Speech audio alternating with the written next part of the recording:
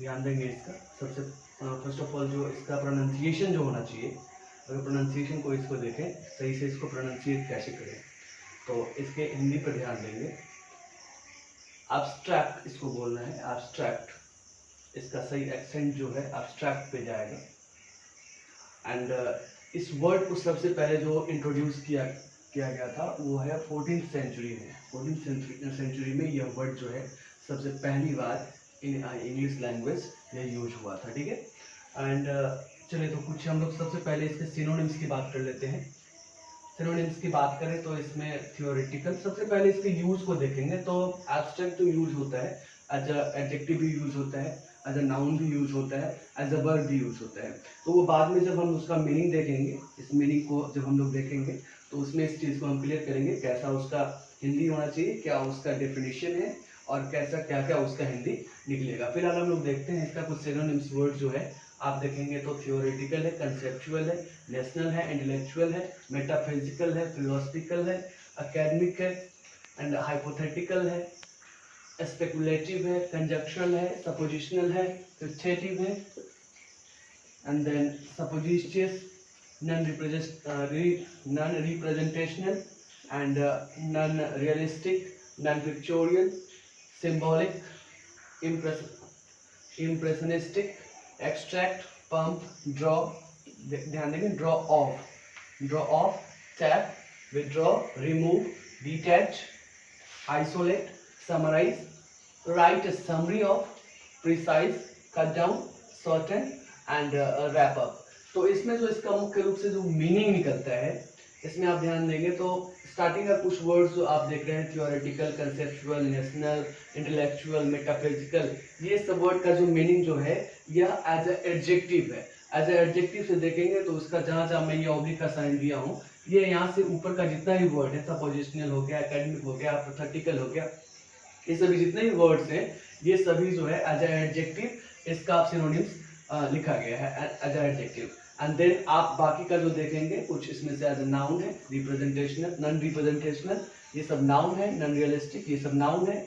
And then दूसरा object जो यहाँ आ रहा है उसके बाद जो है ये सब सभी वर्ब का पार्ट है। तो ये तो हो गया इसका सिनोनिम्स। सिनोनिम्स के बाद जो इसका देखेंगे वो है एंटोनिम्स। एंटोनिम्स जब इसका देखते हैं तो इसका देखिए actual, concrete, representational, complete version है एंड देन फुल टेक्स्ट है, ओके। और तो ये इसका हो गया आपका एंटोनिम्स। एंटोनिम्स में देखेंगे ये सबसे पहली चीज जो है एब्स्ट्रैक्ट जो है या नॉन रिप्रेजेंटेशनल है, इसको रिप्रेजेंट नहीं किया जा सकता है। तो रिप्रेजेंट जब नहीं होगा तो इसका अपोजिट क्या आएगा, इसका अपोजिट आएगा रिप्रेजेंटेशनल, जिसको हम लोग रिप्रेजेंट कर सकते हैं। एब्स्ट्रैक्ट कोई भी चीज जो होता है, एब्स्ट्रैक्ट करने का मतलब हिंदी में आप जानते होंगे भाव। तो अगर भाव को देखें तो भाव को हम लोग व्यक्त करने के लिए कोई जरिया नहीं है, हम लोग बोल सकते हैं, भाव कभी कभी व्यक्त नहीं हो सकता है, बोलने का बोल दें, बट वो व्यक्त करने के लिए हमें कोई फिजिकल चीज नहीं मिलेगा जिसके थ्रू हम लोग उसको व्यक्त करें, उसको बताएं। एंड इसी वजह से इसका जो देख रहे हैं एक्चुअल, कॉन्क्रीट करने का मतलब वही चीज है। कॉन्क्रीट करने का मतलब है कि जिसका फिजिकल कोई रूप हो उसी को हम लोग इसके अपोजिट में रखेंगे। बट एब्स्ट्रैक्ट को देखें तो एब्स्ट्रैक्ट के फिजिकल, इसका फिजिकल रूप हो ही नहीं सकता है। आपके अंदर जो भाव होता है, खुशी है, गम है, उसको आप कैसे रिप्रेजेंट कर पाओगे फिजिकली पॉसिबल है ही नहीं। देन अब आ जाइए इसके मीनिंग पे, ये आप synonyms and then antonyms. And अब आ जाइए मीनिंग पे, इसके अर्थ को देखते हैं। तो सबसे पहला जो इसका पार्ट है वो एज एन एडजेक्टिव इसको हम देते हैं कि जब इसको एज एन एडजेक्टिव हम रखेंगे तो इसका क्या यूज होगा, क्या डेफिनेशन होगा। तो एज एन एडजेक्टिव इसको रखते हैं तो इसका कहने का मतलब होता है कि एग्जिस्टिंग इन थॉट और as an idea but not having a physical और कंक्रीट एग्जिस्टेंस। मैंने पहले ही कहा कि एज एन एडजेक्टिव इसको ले रहे हैं तो इसका मीनिंग जो आएगा ये थॉट होगा, एक तरीके का सोच है, एक तरीके का विचार है, जिसको फिजिकली या कंक्रीट रूप में करने का मतलब वही जिसको फिजिकल रूप हम लोग दे सकते हैं। तो इसका ये एग्जिस्टेंस पॉसिबल नहीं है। तो इसका कुछ मीनिंग जो निकलेगा, नॉट कंक्रीट पे ध्यान देंगे तो नॉट कंक्रीट कहने का मतलब जिसको हम लोग इंद्रियों से जो जानने योग्य नहीं है। आपका 5 जो ज्ञानेंद्रियां हैं उससे हम इसको फील नहीं कर सकते हैं, महसूस नहीं कर सकते हैं। एंड देन दूसरा है आपका आइडियल कहने का मतलब यहाँ पे जो हो जाएगा वह आदर्श से है।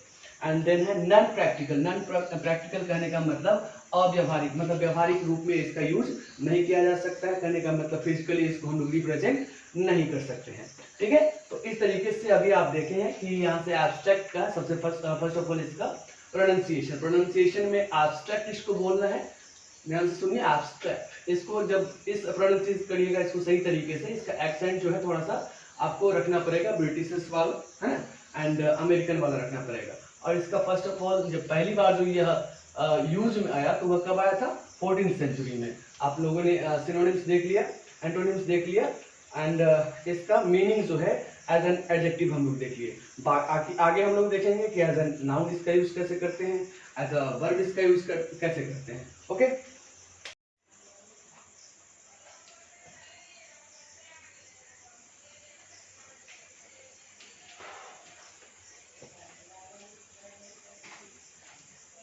ओके तो अभी तक हम लोगों ने देखा कि कैसे एब्स्ट्रैक्ट का एज अ एडजेक्टिव हमने यूज किया, ठीक है। एज अ एडजेक्टिव उसका क्या मीनिंग निकलता है, क्या अर्थ निकलता है, वो हम लोग देने का। अब यदि एब्स्ट्रैक्ट को यदि एज अ नाउन यूज किया जाए, एज अ नाउन यदि इसका यूज करते हैं तब क्या होता है? तब जो इसका मीनिंग जो निकलता है तो उसको हम बोल सकते हैं कि a summary of the contents of a book, article और अ फॉर्मल स्पीच। किसी भी चीज का हम लोग समरी निकाल सकते हैं। समरी कहने का मतलब सारांश होता है, संक्षिप्त करके जब उसको हम लोग निकालते हैं ना तो उसको सारांश बोला जा सकता है। तो एज अ नाउन जब इसको हम निकालते हैं तो इसका मीनिंग जो है दो चीजों से आता है। एक तो आता है इसेंस के सेंस में, जिसको हम लोग तत्व बोलते हैं। इसेंस का मतलब तत्व होता है, कहने का मतलब कि उसका पार्ट, उसका भाग। एंड दूसरा यदि देखें तो दूसरा आप साफ साफ देख रहे हैं कि समरी, कहने का ये इसी में जो बता रहा था आपको, a summary of the contents, है ना।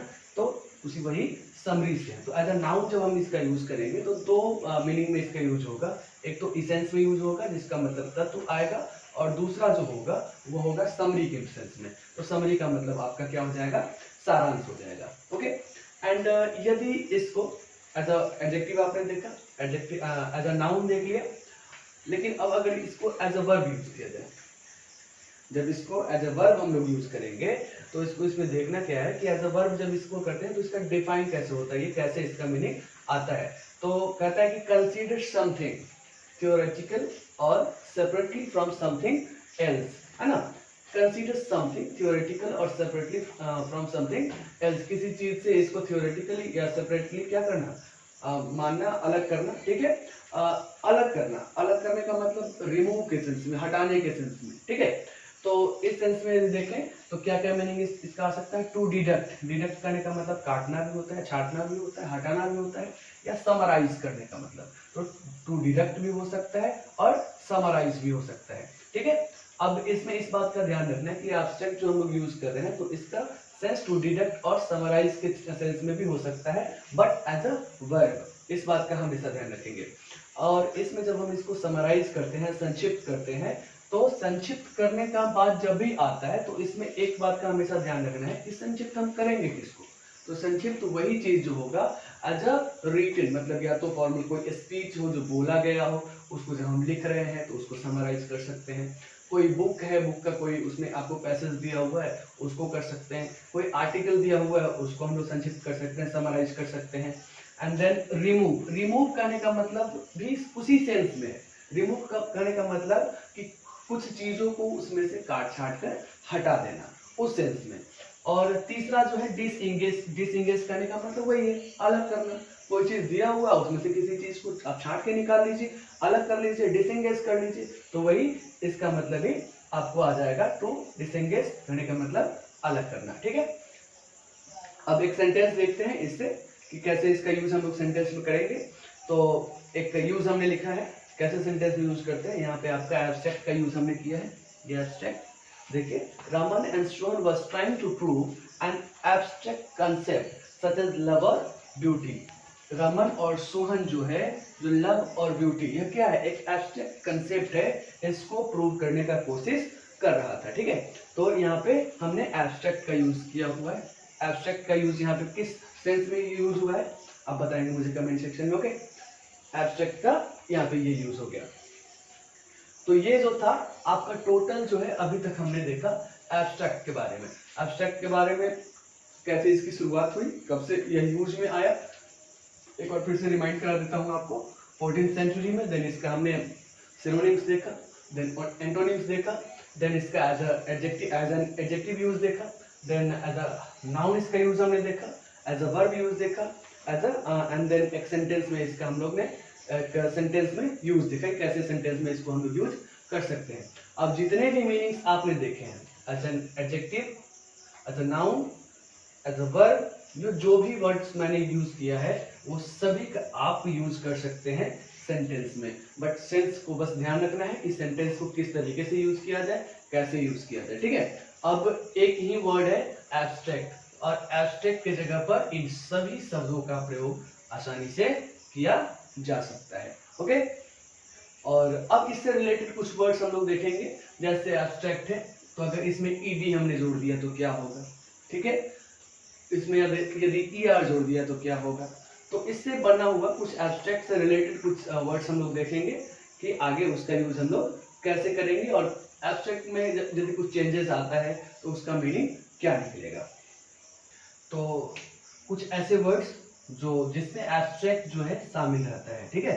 एब्स्ट्रैक्टेड, इसमें देखें तो ईडी लगा है, एब्स्ट्रैक्ट आपका पहले से वर्ड था, इसमें हमने ईडी लगाया है। ये एब्स्ट्रैक्टेड जो होता है एज एन एडजेक्टिव यूज होता है। इसका कहने का मतलब क्या होता है, इसका मीनिंग क्या देखेंगे तो इसको डिफाइन करेंगे, ड्रॉन ऑफ इन थॉट और नॉट अटेंडिंग। नॉट अटेंडिंग कहने का मतलब होता है विचार से पृथक किया हुआ, विचार से पृथक किया हुआ, और नॉट अटेंडिंग इसका मतलब होता है कि ध्यान न देता हुआ, ठीक है। जैसे क्लास में कोई बच्चा बैठा हुआ है और वो ध्यान नहीं दे रहा है, तो you can say that boy is not attending the class. Class में तो है बट ध्यान नहीं दे रहा है, तो इसको ऐसे भी यूज कर सकते हैं कि that boy is abstracted from the class, ऐसे भी यूज हम लोग कर सकते हैं। आगे देखिए, आगे आपका नेक्स्ट वर्ड जो है एब्स्ट्रैक्ट, इसमें पहले से था ही, इसमें EDLY का यूज है, इसमें लगा है, एब्स्ट्रैक्टेडली यूज हुआ है।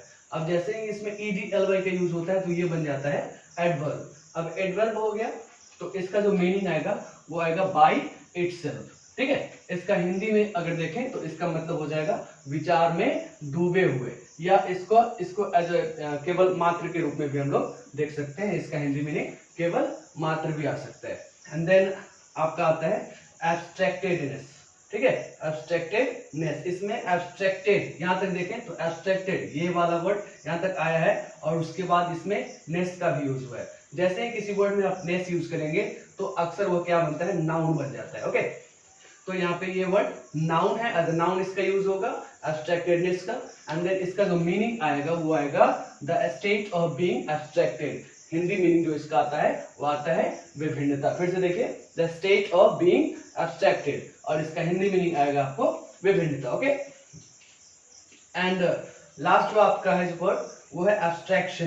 एब्स्ट्रैक्शन यह भी क्या है, एक नाउन ही है। एब्स्ट्रैक्शन भी एक नाउन है, और इसका मतलब क्या हो जाएगा, the act of taking away, किसी चीज को दूर ले जाना, अलग करना, पृथककरण। जो आप पीछे पढ़े थे एब्स्ट्रैक्ट का यूज जो आप पढ़े थे, एब्स्ट्रैक्ट में हमने पढ़ा था रिमूव करना, किसी चीज को हटाना, ठीक है। तो वही इसका मीनिंग हो जाएगा आपको the act of taking away. And इसका जो हो जाएगा आपको दूसरा मीनिंग यदि देखें तो एब्सेंस ऑफ माइंड, मतलब अचेतना, अचेतता भी आपको हो सकता है। विचार पृथककरण हो सकता है, विचारों का एकीकरण हो सकता है, और अचेतता हो सकता है। तो ये था आपका टोटल एब्स्ट्रैक्ट के बारे में। एब्स्ट्रैक्ट को आप पूरी तरीके से पढ़ेंगे तो एब्स्ट्रैक्ट का अलग अलग यूज है, अलग अलग तरीके से उसको लिखा जाता है, अलग अलग तरीके से उसका मीनिंग आपको आएगा। एक बार इसमें पीछे से आप पूरा देख लेंगे, जहां प्रॉब्लम होता है कमेंट सेक्शन में आप मुझे बता सकते हैं, ठीक है। तो उस सेक्शन को फिर से हम कोशिश करेंगे, हालांकि उतना समय नहीं मिल पाएगा, क्योंकि एक एक वर्ड के पीछे आपको हम देख रहे हैं साइनो निकाल रहे हैं, एंटो निकाल रहे हैं, है ना, और बहुत सारे उसका यूज भी है, अलग अलग तरीके से उसको हम लोग समझने का प्रयास कर रहे हैं। तो ये पहला वर्ड हमारा ये होता है समाप्त, जो कि था एब्स्ट्रैक्ट। और आगे अब देखते हैं दूसरा वर्ड हमारा क्या है, अब्यूज। यहाँ पे ध्यान दीजिएगा, इसका जो प्रोनाउंसिएशन है एज अ नाउन, जब इसको हम प्रोनाउंसिएट करते हैं तो इसका उच्चारण जो आता है अब्यूज होता है। अब्यूज, स, इसको स वाला आएगा, अब्यूज।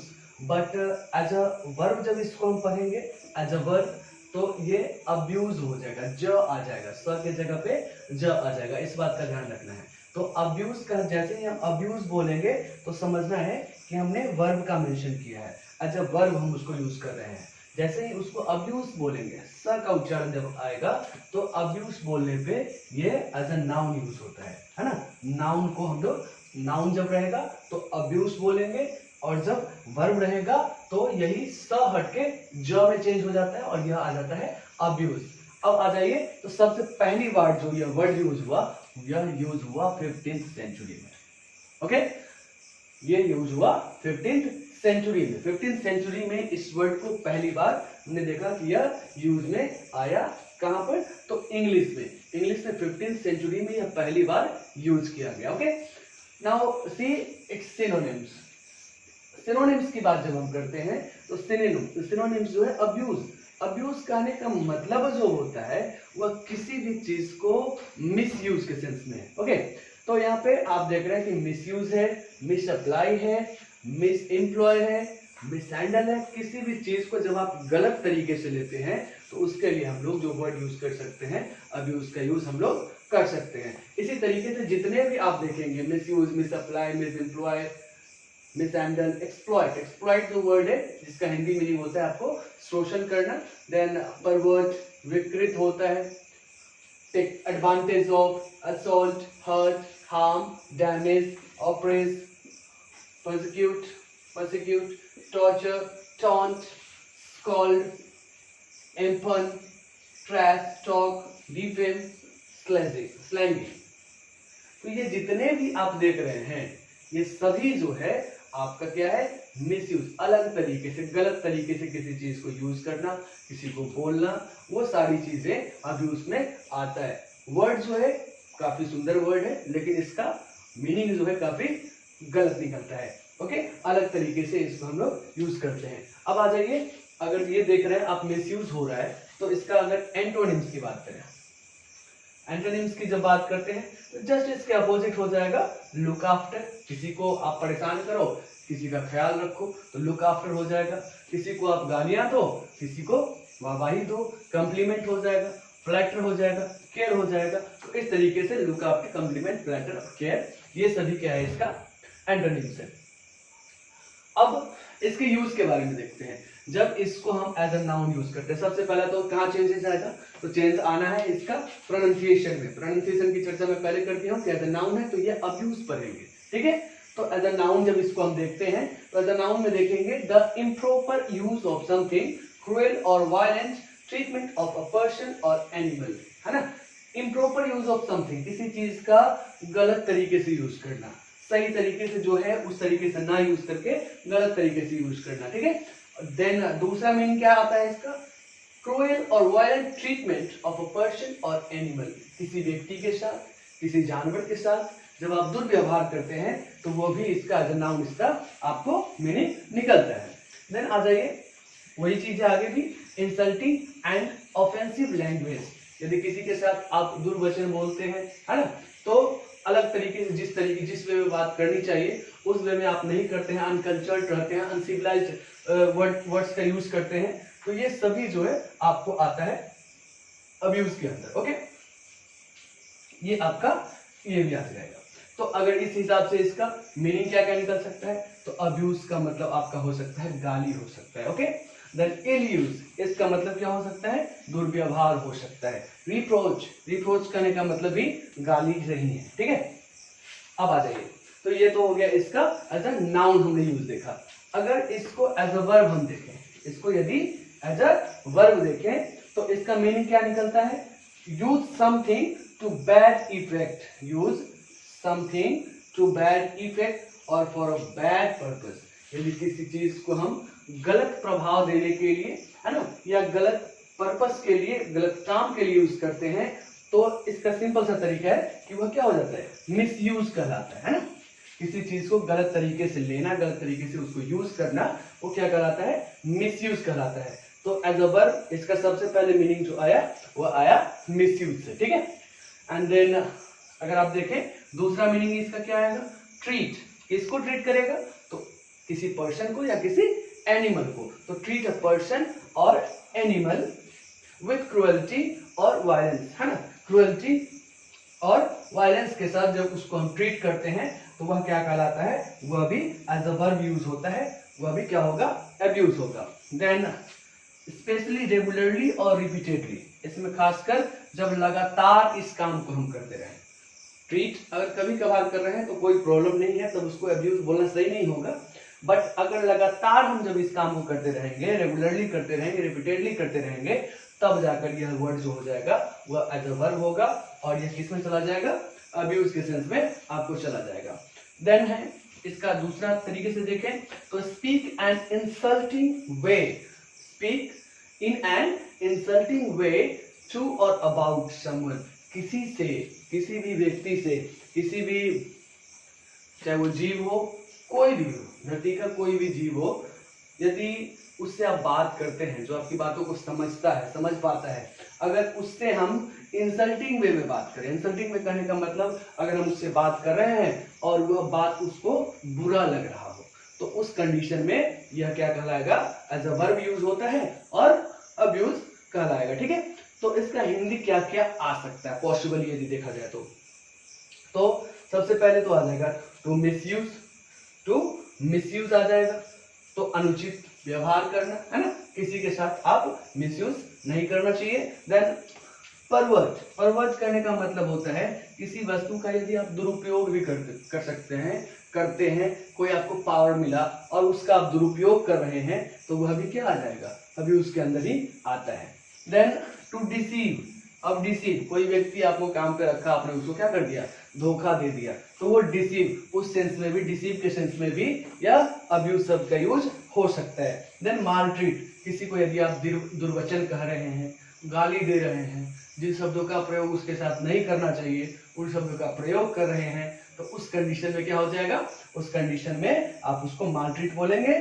और मालट्रीट, मिसयूज, परवर्ट एंड डिसीव, इन सब शब्दों के वजह के जगह पे हम लोग किन शब्दों का किसका यूज कर सकते हैं, अब्यूज का यूज कर सकते हैं। तो ये जो हो गया, आप देखें कि अब्यूज 15th सेंचुरी से चला, इसका सिनोनिम्स क्या पॉसिबल है, एंटोनिम्स क्या पॉसिबल है, एज अ नाउन इसका यूज कैसे है, एज अ वर्ब इसका यूज कैसे है, ये सारी चीजें हैं, आप इसको ले सकते हैं, आप इसका स्क्रीनशॉट निकाल सकते हैं। ठीक है, अब इसका हम लोग देखेंगे कि कैसे सेंटेंस में इसका यूज हम लोग कर सकते हैं, कैसे पॉसिबली सेंटेंस में इसका यूज कर सकते हैं। ये चीजें तो आपको समझ में आ ही रही होंगी कि इसका सेंटेंस में यूज कैसे कर सकते हैं, है ना, कैसे इसको हम लोग सेंटेंस में अब्यूज को यूज करेंगे। जहां जहां इन शब्दों का आप देखे हैं, इल यूज, रिप्रोच, है ना, इन सब शब्दों के जगह पे आप अब्यूज का यूज कर सकते हैं। ओके, चलिए कुछ इसका यूज अभी आप हम देखते हैं। ठीक है, ओके, तो अब जो हमारा वर्ड है अब्यूज, अब्यूज भी कर सकते हैं या अब्यूज भी कर सकते हैं। पहले मैं बता चुका हूं कि जब नाउन होगा तो अब्यूज होगा और जब जब वर्ब होगा तो अब्यूज हो जाएगा। अभी कुछ हम लोग इसका यूज देखेंगे, कैसे सेंटेंस में हमने इसका यूज किया है। The referee was abused by players from both teams, है ना। अब यहाँ पर अब्यूज्ड कहने का मतलब मिसबिहेव से है, अब्यूज्ड करने का मतलब मिसबिहेव से भी हो सकता है ना। एंड जो आपका अंतर्मन को शांति देने के लिए जिन शब्दों का प्रयोग करते हैं उससे भी हो सकता है, आपको गाली देने से भी हो सकता है। देन दूसरा यूज जो आप देखेंगे, Riders who have abused there horses should be prosecuted. Prosecuted कहने का मतलब जो होता है, इस पे प्रोसिक्यूट करने का मतलब होता है किसी व्यक्ति पर मुकदमा चलाना, तो शुड बी प्रोसिक्यूटेड, उस पर क्या चलाया जाना चाहिए था, मुकदमा चलाया जाना चाहिए, जो क्या करता है, अपने घोड़ों पर अत्याचार करता है। तो यहाँ पर अब्यूज करने का मतलब अत्याचार करने से है, गाली देने से नहीं है। ठीक है, एंड देन जज abused his power bye imposing the fine. The जज abused his power bye imposing the fine. अभी देखिए अब्यूज्ड, अब ये अब्यूज करने का मतलब गाली देना तो होगा नहीं, यहाँ अब्यूज करने का मतलब जो है, ये अब्यूज का मतलब आपका हो जाएगा मिसयूज करना। जो पावर दिया गया है किसी जज को, वो जबरदस्ती किसी पे फाइन लगा दे, तो वह क्या हो गया, उसका जो पावर है उसका मिसयूज कर रहा है। तो मिसयूज की जगह पे, है ना, इसको ऐसे भी लिख सकते थे, द जज misused his power bye imposing the fine. लेकिन मिसयूज की जगह पर हमने क्या यूज किया, अब्यूज्ड का यूज किया, है ना। तो द जज abused his power bye imposing the fine. तो यहाँ तीन चीजें हैं, एक तो मिसबिहेव के लिए हमने यूज किया है, दूसरा आप देख रहे हैं कि यहाँ पर अत्याचार के लिए हमने यूज किया है, एंड तीसरा जो है यहाँ पे मिसयूज, है ना, गलत यूज करने के सेंस में भी हम लोगों ने यूज किया है। तो इस तरीके से अब्यूज का जितना भी आपको पीछे मैं यूज बताया हूँ, उन जगहों पर, उन शब्दों के स्थान पर आप अब्यूज का यूज कर सकते हैं, बिल्कुल ही सही होगा, कोई दिक्कत उसमें नहीं आने वाली है, और सुनने में भी थोड़ा सा स्टैंडर्ड लगेगा, अलग लगेगा। अब देखिए, अब कुछ रिलेटेड वर्ड्स देखते हैं जिसमें अब्यूज शामिल हो, है ना। जैसे सबसे पहला है हमारा अब्यूजेबल। अब्यूजेबल कहने का मतलब क्या होता है, इसमें अब्यूज में एबल लगा है, अब्यूज में एबल का यूज हुआ है, और यह वर्ड जो है यह एडजेक्टिव है, इस बात का ध्यान रखेंगे। अब्यूजेबल, यह अब्यूज में क्या लगा है, एबल लगा है, और एडजेक्टिव होता है। एबल कहने का मतलब होता है योग्य, एबल कहने का मतलब योग्य, एंड अब्यूज का मतलब आप पहले ही जानते हैं दुर्वचन होता है। तो इसका जब मीनिंग देखेंगे तो क्या निकलेगा, दैट मे बी अब्यूज्ड, जिसे दुर्वचन कहा जा सके, है ना, जिसे गाली दिया जा सके, जिसके साथ दुर्व्यवहार किया जा सके, तो उसको हम क्या कहेंगे, दुर्वचन कहने योग्य, that may be abused. Next है ईआर, अब्यूजर, है ना, ईआर। अब यह क्या है, नाउन है। जैसे टीच का मतलब पढ़ाना, उसमें ईआर लगता है तो पढ़ाने वाला, है ना। सेम उसी तरीके से अब्यूज करने का मतलब क्या है, गाली से है, अब्यूज से गाली से है, और इसमें ईआर जब लग रहा है तो अ पर्सन हु अब्यूजेस, जो गाली देता हो, तो इसका हिंदी में क्या निकलेगा, दुर्वचन कहने या गाली देने वाला मनुष्य, है ना, दुर्वचन कहने या गाली देने वाला मनुष्य। एंड देन आपका आता है अब्यूजिव। अब्यूजिव जो वर्ड है यह भी क्या है, एडजेक्टिव है, यह भी एक एडजेक्टिव है। और इस अब्यूजिव को देखें आप तो इसका मतलब क्या आता है, मीनिंग क्या आता है, तो प्रैक्टिसिंग अब्यूज, इंसल्टिंग, करप्ट, है ना, इंसल्टिंग एंड करप्ट, दुर्वचन कहने या गाली देने वाला, है ना, प्रैक्टिसिंग अब्यूज, जो लगातार जो है क्या करता है, गाली देते रहता है, सेम किसकी तरफ, अब्यूजर की तरफ। तो दुर्वचन कहने या गाली देने वाला। इंसल्टिंग उसको बोलते हैं, इंसल्टिंग किसको बोलते हैं, इंसल्टिंग जो आपका इंसल्ट करते रहता हो, इंसल्ट करने वाला, है ना, जिसको हम लोग निंदक बोलते हैं, हिंदी में उसको निंदक बोला जाता है। एंड देन करप्ट का मतलब तो आप जानते हैं, करप्ट का मतलब क्या होता है, भ्रष्ट होता है, ठीक है। अब आगे जो हमारा वर्ड है वो है अब्यूजिवली, है ना, अब्यूजिवली। अब्यूजिवली करने का मतलब ये वर्ड जो है ये क्या है, एडवर्ब है। एडवर्ब करने का मतलब इंसल्टिंगली, अगर किसी से आप बात करें और उसको अब्यूजिवली उससे बात करें, है ना, अपमानजनक रूप से, तो ये क्या हो जाएगा, अपमान से।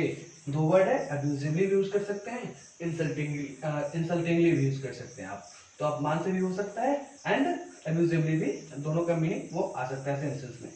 एंड देन आपका आ जाता है, पिछले में मैं बताया कि नेस लगने से क्या बनेगा, नाउन बनेगा, अब्यूजिवनेस, है, अब्यूजिवनेस, यहाँ से अब्यूजिव यहाँ है एंड उसमें क्या ऐड हुआ है, नेस ऐड हुआ है, तो अब्यूजिवनेस। अब्यूजिवनेस कहने का मतलब क्या हो जाएगा, अब्यूजिवनेस कहने का मतलब हो जाएगा आपको दुर्व्यवहार, है ना, दुर्व्यवहार। इसका अब्यूजिवनेस कहने का मतलब आपका हो जाएगा दुर्व्यवहार। तो कुछ ये रिलेटेड वर्ड्स थे जो आपको अब्यूज से जुड़ा हुआ है, अब्यूज के जैसा ही है, मीनिंग भी कुछ इसी सेंस में आता है ना।